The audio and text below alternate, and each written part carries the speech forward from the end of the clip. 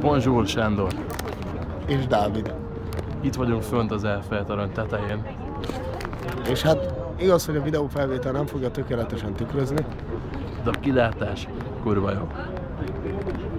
Ha ránéztek, ott van a Diadarív.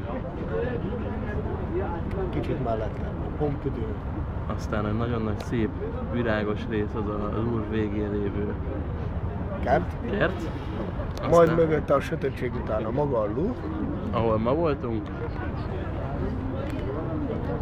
Majd a fényes kupolán az Invalidusok háza. Ahol ma is Ma voltunk.